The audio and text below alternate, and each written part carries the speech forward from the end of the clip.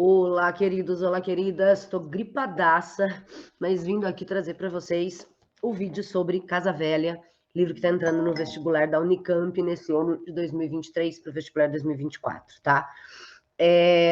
O que vocês vão ver aqui nesse vídeo são trechos da introdução e das considerações finais do meu curso do Método Bisturi, né? O curso do livro Casa Velha. Aqui embaixo na descrição do vídeo você encontra link, caso você queira ler este livro inteiro comigo, dá para você comprar só o curso de Casa Velha, ou caso você queira ter todos os livros da Unicamp lidos juntinho comigo, eu vou lendo e eu já vou explicando para você. Você adquire o Método Bisturi, tem da Unicamp, tem da FUVEST, tem dos dois, né? Então, o que você vai encontrar aqui são trechinhos dessas minhas análises da introdução e da finalização desse módulo do meu curso, tá?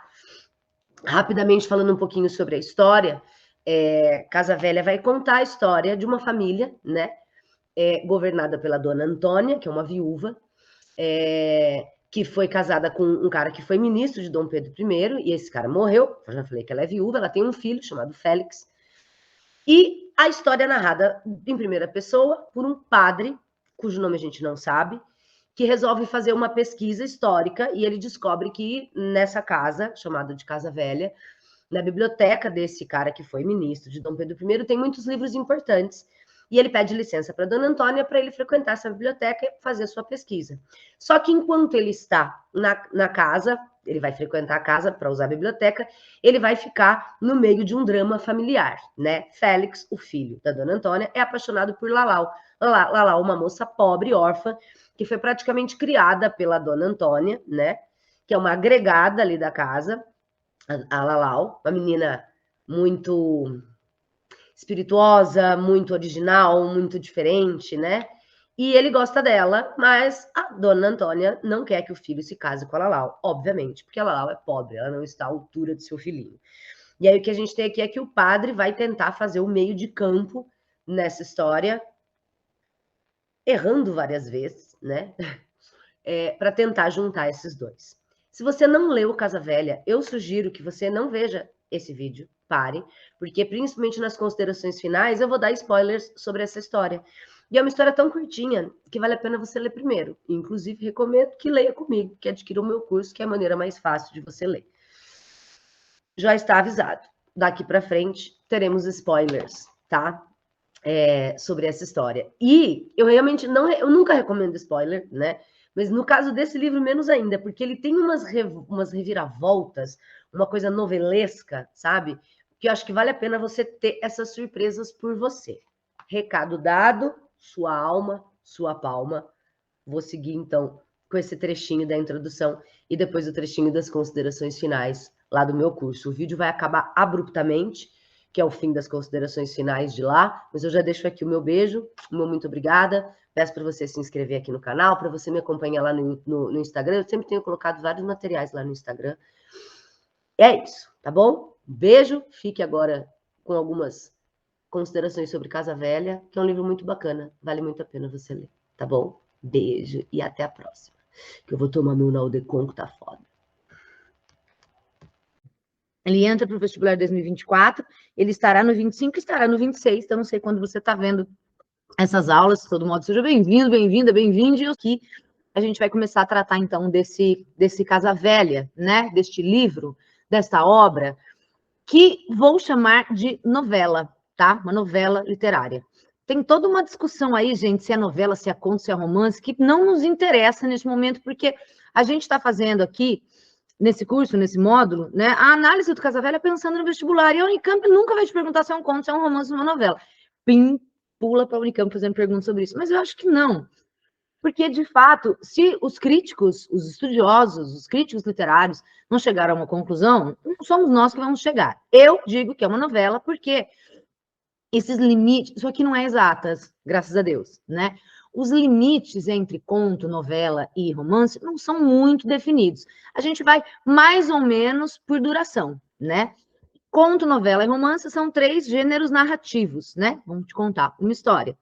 Teoricamente, um romance é mais curto, desculpa, louca. Teoricamente, um conto é mais curto, uma novela é um pouco mais longa que um conto e um romance é mais longo que uma novela.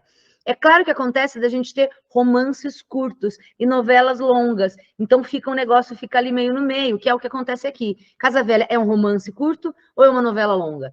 Para mim, eu ainda acho que é uma novela, tá? Nessa edição que eu tenho, e é que eu vou usar aqui no curso, que é a edição da Martin Claret, uma edição de bolso que vem junto com o Alienista, aliás, a Unicamp, o Alienista é tão mais legal que Casa Velha. Não que Casa Velha não seja legal, mas no Alienista é maravilhoso, né? Mas a Unicamp escolheu Casa Velha para a gente trabalhar, então a gente fala, sim senhora, Unicamp, vamos lá.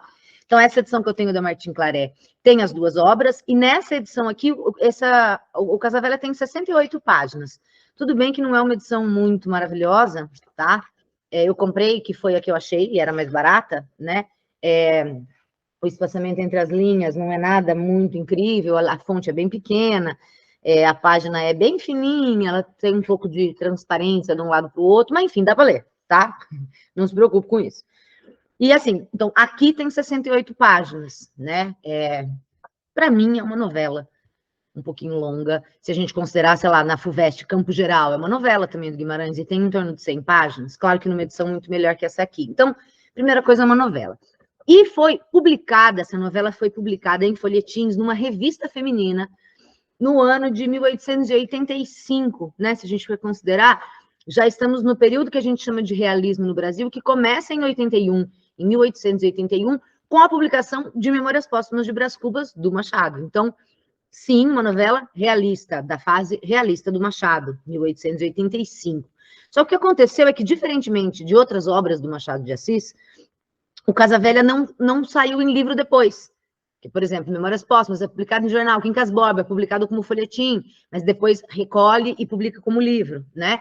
O Casa Velha não foi publicado como livro, e aí ele vai ser descoberto e vai ser publicado como livro, então ele saiu na revista, em capitulinhos, né? Saía de toda semana um capitulinho, um pedaço de capítulo na revista. Ele só vai ser publicado como livro em 1944, muito tempo depois que o Machado já tinha morrido, né?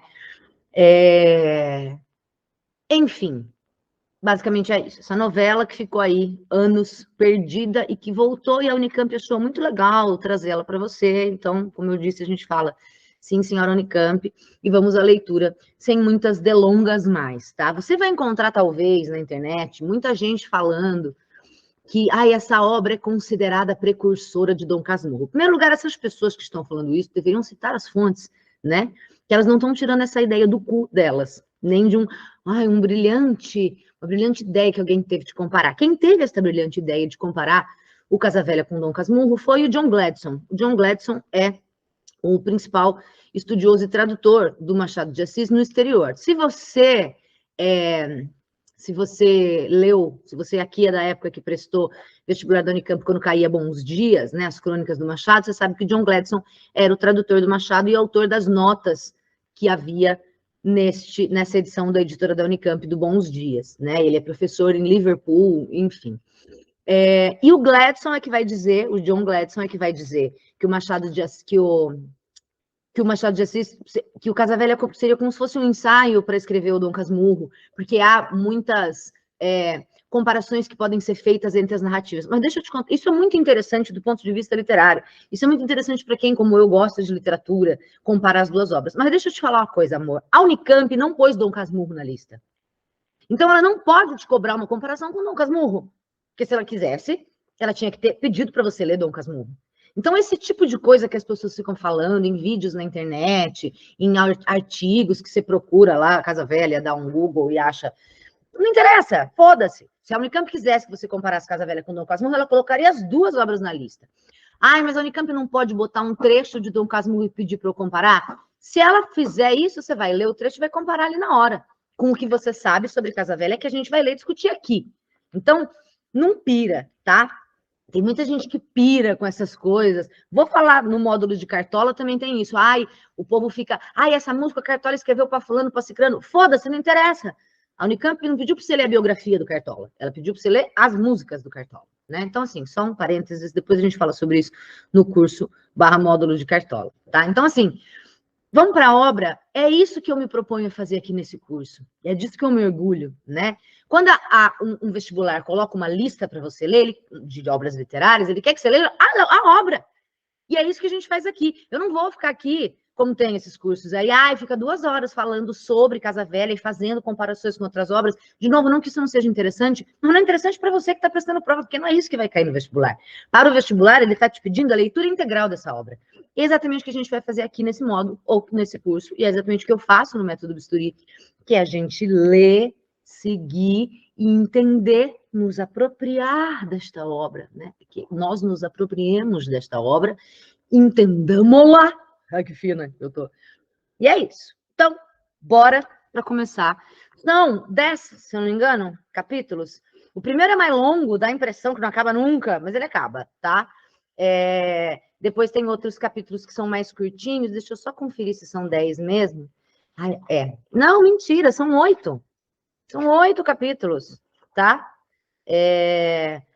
Como eu disse, o primeiro é um pouquinho mais longo, mas tem outros mais curtos, então vem comigo. Uma obra relativamente curta, né?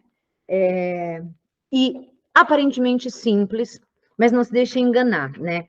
Eu sei que, à primeira vista, pode parecer um drama familiar, mas o que a gente está falando aqui é de um drama social. Não se deixe enganar. Machado de Assis, dentro do realismo e dentro da sua crítica social, está querendo falar de questões, né?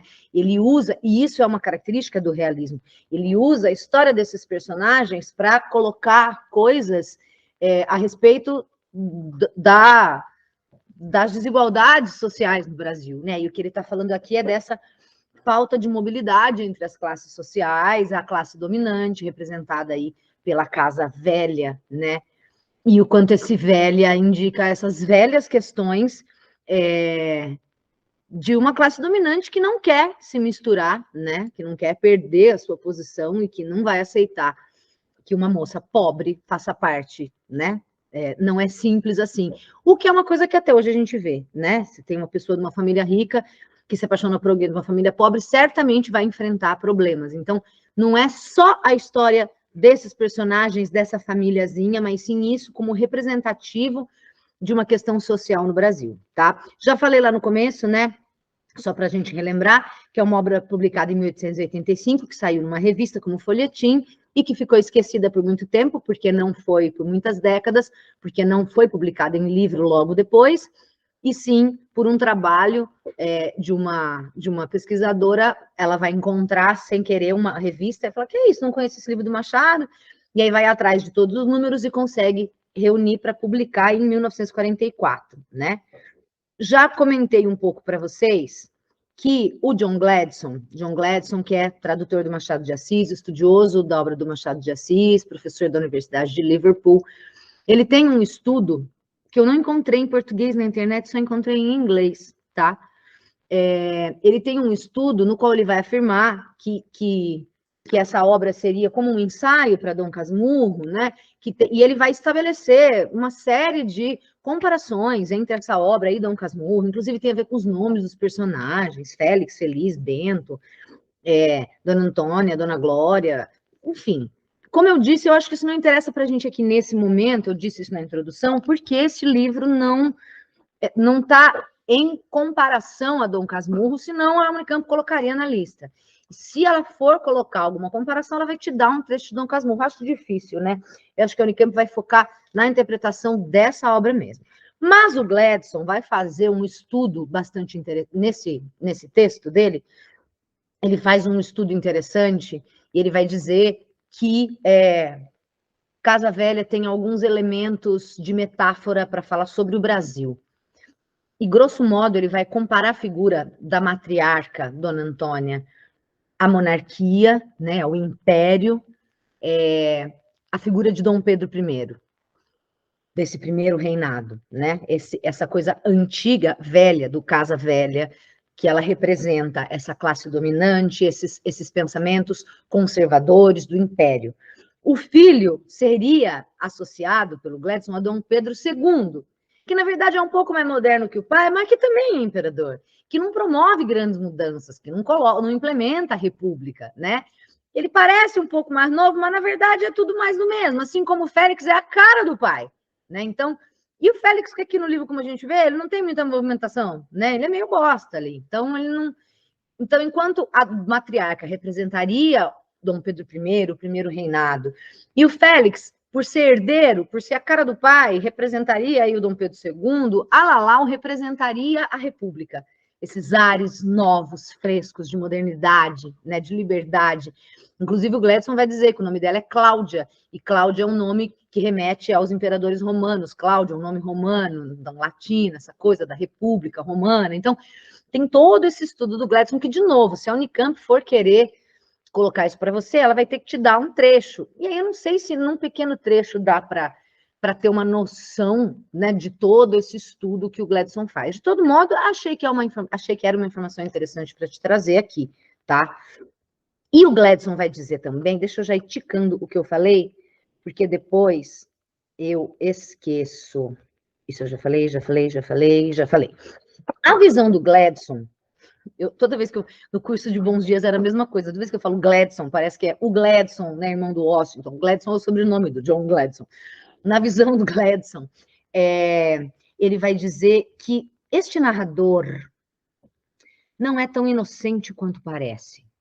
A gente tem o dado de que ele é apaixonado pela Lalau. E para o Gladson, essa paixão que ele tem e essa luta consciente que ele tem para reprimir o sentimento de amor que ele tem pela Lalau, porque afinal de contas ele é um padre, né? Ele fala, eu sei que eu não poderia fazê-la feliz na terra, porque eu sou um padre, então eu queria fazê-la feliz.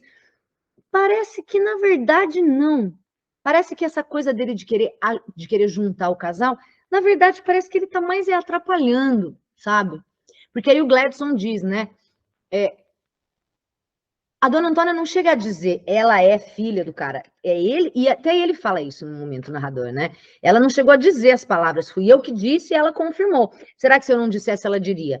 Mas assim, para mim é meio estranha essa interpretação, porque fica óbvio que era isso que ela quis dizer. A dona Antônia inventou que a menina era filha, não foi uma invenção do narrador. Mas o Gladson coloca um pouco essa ideia de que esse narrador não é tão bonzinho quanto ele parece, e que parece que ele está querendo ajudar o casal, mas no fim o que ele está querendo é separá-los, né? Não sei, algo do tipo, eu só consigo imaginar algo do tipo assim, quando ele vai falar com a dona Antônia, ele sabe que não vai rolar, e ele insiste mesmo assim, e aí, insistindo com ela, o que ele está fazendo é fazer com que ela, cada vez mais, vá querer ir na direção contrária. Entende o que eu estou falando? Tipo assim, não, eu vou ajudar esse casal. Dona Antônia, por que a senhora não junta os dois? Ela não vai querer juntar os dois. Ele sabia. E ele sabia que falar com ela e pedir para juntar os dois, no fim ele acaba conseguindo o quê? Que ela invente a história, né, do incesto e tal, para separá-los. Parece que os esforços que ele faz para juntar o casal, no fim, acabam não juntando. E o Gladson vai dizer que essa era a verdadeira intenção dele, porque ele gostava da mulher, né, da Lalau, e que no fundo ele não queria deixar ela junto. E aí aquilo que eu comentei no capítulo, acho que foi agora no último, né? Quando ele faz aquele suspense para contar, eu tenho uma coisa para te contar. Não, mas eu não sei se eu devo. Não, não vou contar. Conta. Não, mas é que é uma coisa horrível. Porra, conta logo, né? Ele fala, eu era tão inábil. Eu tentava contar, não queria contar, mas não vou contar, porque vai ser horrível, mas eu só deixava ela mais curiosa. Para o Gladson, isso era uma coisa proposital, porque no fundo o que ele queria mesmo era acabar separando os dois. Eu não concordo muito com essa interpretação, mas nessa parte aqui eu dou razão para ele, né? Quando ele fala, não, ela fala, o que aconteceu? Por que o Félix mudou tanto comigo? Ele, não, eu não posso te contar, mas é uma coisa horrível. Pelo amor de Deus, ele só deixa ela mais curiosa, então parece que ele estava mesmo querendo foder o rolê em vez de ajudar, né? Então, assim, fica aí algo a se pensar, não sei o que você pensa sobre essas intenções desse narrador, mas de todo modo isso é uma coisa interessante, e aí na comparação com o Dom Casmurro, que é aquela coisa que acontece quando a gente tem um foco narrativo em primeira pessoa, até que ponto esse narrador é confiável, saca? Que é toda a história do Dom Casmurro, né? Eu não posso confiar no Bentinho quando ele diz que Capitu traiu, porque eu só tenho o ponto de vista dele, né? Que é uma coisa que a gente vai encontrar na lista da FUVEST, no Angústia, né? Até que ponto eu posso confiar nesse Luiz da Silva, porque ele é um maluco? Aqui existe um pouco dessa dúvida. Até que ponto eu posso confiar que esse narrador é tão ingênuo e bom como ele diz que ele é, né? E isso seria uma comparação também entre os narradores, não pela comparação, que eu já disse que eu não acho que a Unicamp vá por aí, mas pela ideia de que, lembrando sempre que eu não posso confiar 100% num narrador em primeira pessoa, tá? Essa é uma coisa interessante. E aí, gente, temos toda essa questão, né, da dona Antônia, representante das classes dominantes, que é dona de casa e dona do filho, né? O filho não vai casar com qualquer uma, porque ela é que é a dona, ela é que manda na vida de todos ali, é a imperatriz da casa velha, inclusive dona da vida do filho. Filho que é um bosta, né, e que opõe-se muito pouco à mãe. Ele precisa da intervenção do padre, ele sempre gostou da Lalau, ele nunca fez nada até o padre chegar, é a chegada do padre que faz com que ele, então o senhor não quer me ajudar? Se o padre não tivesse aparecido, o que ele ia fazer? Provavelmente ele não quer se casar com a Lalau, nunca ia enfrentar a mãe, né, porque é um bosta. Tem aqui essa ideia, né, que a gente vê no Dois Irmãos, você que presta FUVEST também, que é a figura do agregado. É quase como se fosse da família, mas não é da família, né? A Lalau, ela como moça pobre, ela recebe a educação que era destinada à classe dominante, porque a dona Antônia se apieda dela, porque ela é órfã e tal, é quase como se fosse da família. A menina vive na casa, a menina anda na sede, na carruagem da dona da casa, mas peraí, mas para casar com meu filho aí já é demais. Então, ela não é uma empregada, né? Mas é quase como se fosse da família, mas peraí, daí para entrar para a família de fato, aí são outras questões. Então, e de novo, questões muito ainda presentes no Brasil, quando a gente fala dessa coisa de, né, dos ricos e dos não tão ricos, e essa impermeabilidade social, né? Muito difícil essa mistura entre as classes. Na ausência do marido, essa coisa que eu falei, a dona Antônia representa Pedro I na visão do Gladson, mas isso é fato. Na ausência do marido, ela é que representa o poder patriarcal. Apesar de ser uma matriarca e de ser mulher, ela é uma mantenedora do sistema patriarcal, né? É a imagem do marido, que era um traidor, né? Um adúltero, é a imagem do marido que continua sendo venerada, é a biblioteca dele que continua intacta até o padre entrar, é o corpo dele que está na capela, é o retrato com que todos olham com respeito, apesar de ser uma mulher, ela mantém a estrutura patriarcal e vai continuar mantendo os bens, né, da família, a linhagem da família, porque para ela o casamento é um negócio. Quando o padre vai falar, quando ele fala, né, mas, gente, você vai dividir os dois, ele vai destruir a vida dos dois, e ela fala, né, o narrador fala, gente, para ela, como ela foi casar, ela casou desse jeito, por um acordo que os pais fizeram, ela nem passava pela cabeça dela que podia ser de outro.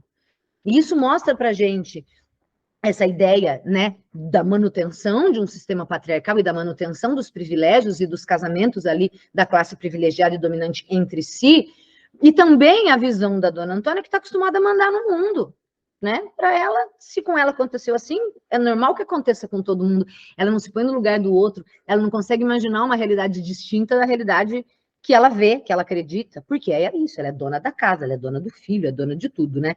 Tem uma frase do Gladson bastante interessante aqui, que ele diz, né? Esse livro nos mostra os extremos a que irá a família ou a classe para impedir elementos estranhos de se casarem com um de seus membros. Ela inventa um adultério do marido, porque até então ela não sabia que isso era verdade, né? E aí vem o Machado com essa história de que, na verdade, era verdade, mas ela inventa que os dois são irmãos, ou seja, olha o extremo a que ela vai, tudo para impedir que uma moça que não é da classe dominante se misture entre eles, né? Ela inventa uma história do incesto.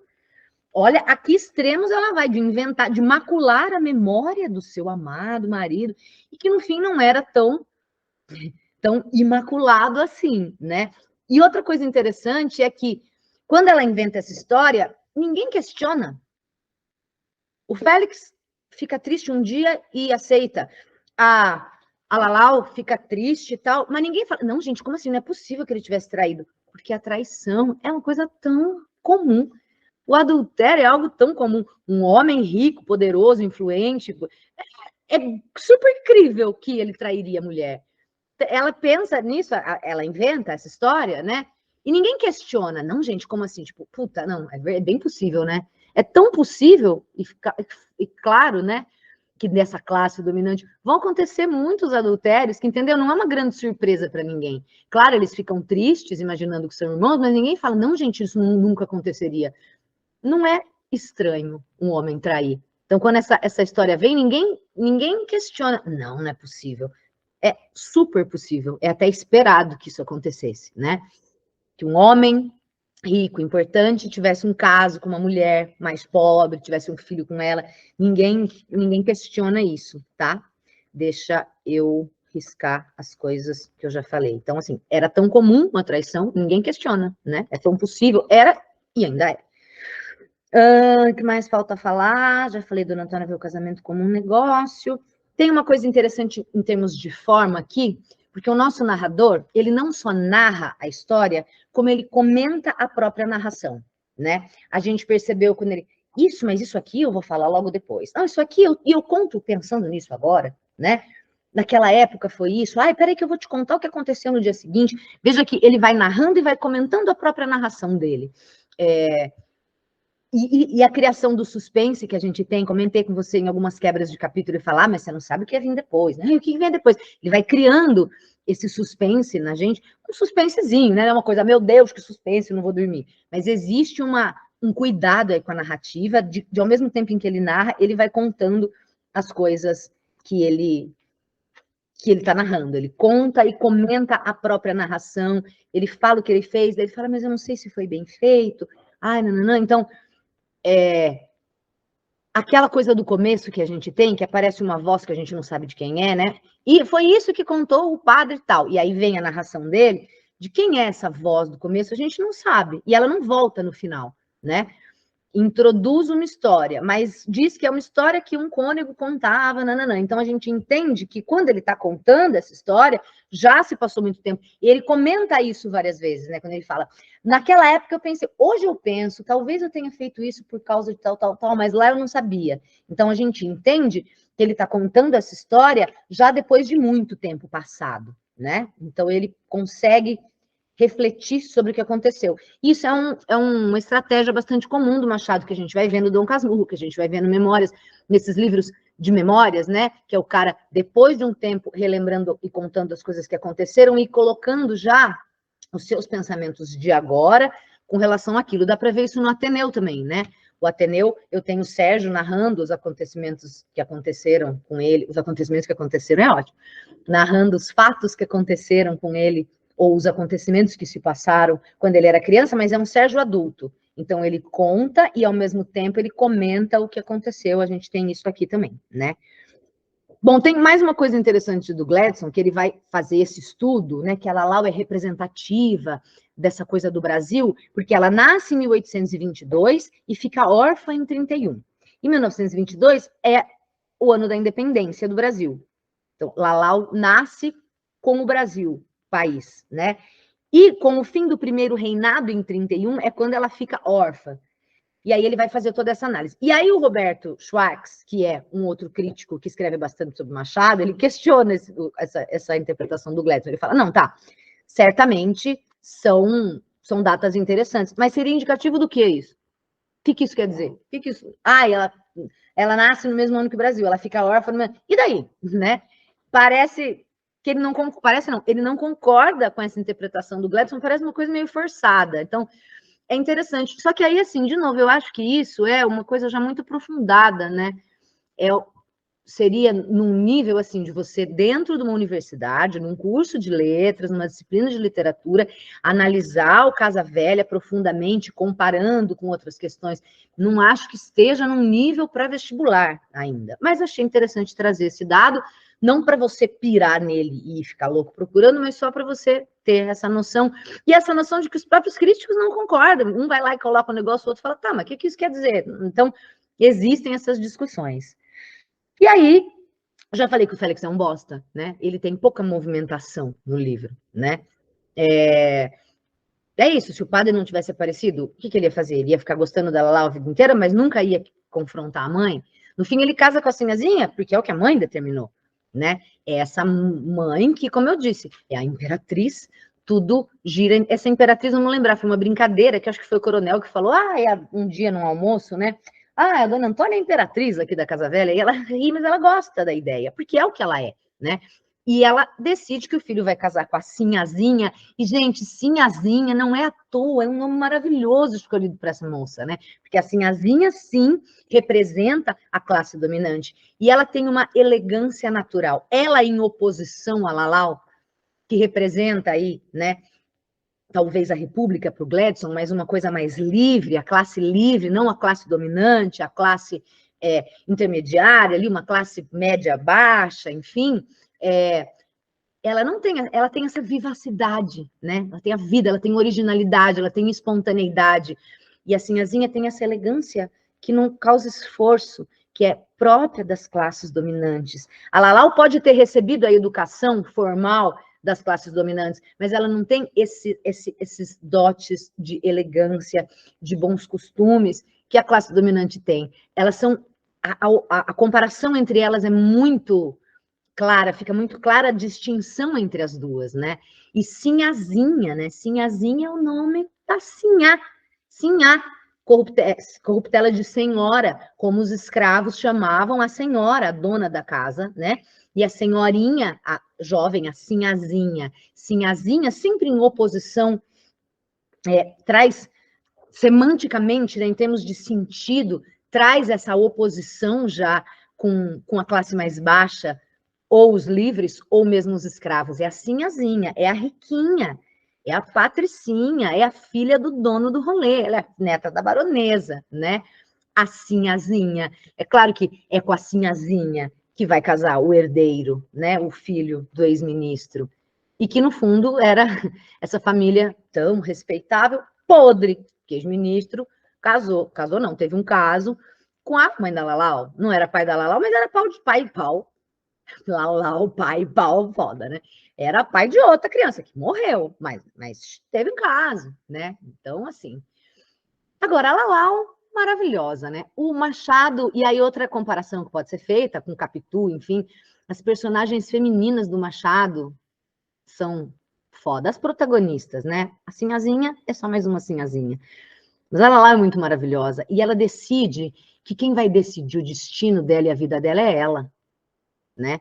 Ela tem esse bril de não culpar a mãe. Não é que ela tem vergonha porque ela é filha da mulher que teve um caso com o pai. Não, ela tem vergonha do que o cara fez de compulsar a família dela. Não é que, eu tenho vergonha porque minha mãe era uma vagabunda. Não, eu tenho vergonha deste filho da puta que veio ter um caso com a minha mãe. É muito interessante o ponto de vista dela e como ela defende isso e reprime o amor, porque ela de fato amava o Félix. Mas não posso ficar com esse cara. E ela decide que é ela que manda na sua própria vida, e não a dona Antônia, né? Quero casar com ele. Não pode casar. Agora eu quero que case. Então vem. Não, porra! Que é isso, né? A dona Antônia é assim, não quero que case, porque imagina, ela é muito boa, quase da família, mas para ser família, não. E aí, quando ela muda de ideia, porque ela descobre a traição do marido, e ela entende que para ela seria quase uma punição que ela merece, né? Casar lá, porque no fim ela gosta da lá, ela, não quero, caralho. Agora você não quer, agora eu quero, agora eu vou, agora eu não vou. Não é por essa razão, né, que ela lá decide não se casar. A gente viu que a razão pela qual ela decide é essa razão dos brios dela em relação ao que esse ex-ministro fez com a mãe dela e envergonhou a família dela, fazendo com que a mãe tivesse um caso, né? Ele é o verdadeiro sedutor, não a mãe. Mas é muito legal que a vontade da dona Antônia não seja satisfeita, né? Quando ela fala, quando ela ainda acha que está valendo a mentira deles serem irmãos, mesmo passando, e ela sente falta da Lalau em casa, né? Gente, passando um tempo ele casando, ela podia voltar a viver aqui com a gente, porque eu sinto falta dela. Foda-se o que ela pensa, se ela vai sofrer, se ele vai sofrer. Eu quero ela aqui porque eu gosto dela, né? E aí, quando vem à tona tudo, não, então tá bom, vamos casar. Casa! Eu queria que casasse. Quer dizer, agora casa, agora não casa, as pessoas seguem a sua vontade. Sim, é assim que acontece com a classe dominante. De maneira geral, eles obtêm o que eles querem, por ter dinheiro e poder e influência. E Lalau vai dizer, não quero. Né? Primeiro ela diz, não quero, e eu não quero casar, eu vou trabalhar, vou garantir o meu sustento. Eu não pertenço a essa classe, isso já está claro, né? Então eu vou trabalhar para minha independência. E aí, depois de tanto encherem o saco dela, ela decide casar com o Vitorino, porque aí casando com o Vitorino não tem como mesmo vocês continuarem com esperança de eu ficar com esse cara, com o Félix. Então ela casa com o Vitorino para encerrar o assunto de uma vez por todas. E aí isso é essa visão muito realista do casamento, a visão muito realista do Machado, né? O casamento do Félix com a Sinhazinha não é um casamento por amor. Ele casa porque a mãe queria, porque é um bom negócio. Ela é dona de 2 fazendas, 3, uma tá ruim, né? A própria Dona Antônia não se casou com o marido por amor. A Lalau não casa com o Vitorino por amor. Ela casa para pararem de encher o saco dela. O Félix casa por um acordo comercial, né? Não é como no romantismo, que os personagens se casam porque se amam. Os personagens aqui se casam por razões muito diferentes. Isso é muito realista, uma característica realista, é uma visão não idealizada do casamento, mas uma visão realista. Muitas vezes as pessoas se casam por questões de dinheiro. Muitas vezes as pessoas se casam para ter paz na vida. Eu conheci na minha vida de professora, muitas alunas muito jovens que se casavam, sei lá, aos 17 anos, porque elas eram evangélicas, elas queriam transar. E não podia transar antes do casamento. Casava com a pessoa para poder transar. Uma menina confessou isso para mim. Eu falava, gata. Ela dava aula, eu dava aula para ela num curso noturno. Ah, eu vou para casa, meu marido vai chegar. Eu falei, marido, quantos anos você tem? 17. Por que você casou? Ah, professora, e confessou que eles queriam transar, e pela igreja era pecado, então ela casou para transar. Tem gente que casa para fugir de casa, porque a família é um saco. Tem gente que casa por tantas razões, não necessariamente por amor. E na escola do romantismo, né? No romantismo, enquanto movimento literário, os casamentos são idealizados e se dão por amor. Aqui no realismo, na maioria das vezes, não é por amor, né? O Machado é genial, gente. Eu acho que essa é uma obra bem tranquila, né? Curtinha, vocês viram, não tomou muito do nosso tempo aqui, mas que leva a reflexões bastante interessantes e ainda atuais, né? Apesar de a gente estar localizado aí lá no século XIX, eu acho que essa questão de mobilidade entre as classes e do esforço que a classe dominante faz para não se misturar ainda é uma coisa bastante real, bastante presente, bastante. Não estou achando a palavra que eu quero usar, que é tipo de agora, atual. Acho que era isso que eu queria dizer. Já nem sei mais. Tudo bem! Mais uma a menos. Eu vou deixar. E a gente se vê na próxima, no próximo. Obrigada por prestigiar o meu trabalho, por valorizar o meu trabalho, por ter adquirido esse curso, por confiar em mim. E a gente se vê na próxima. Um beijo, obrigada. É sempre um prazer. E a gente se vê, espero, em breve. Beijo. Falou, valeu.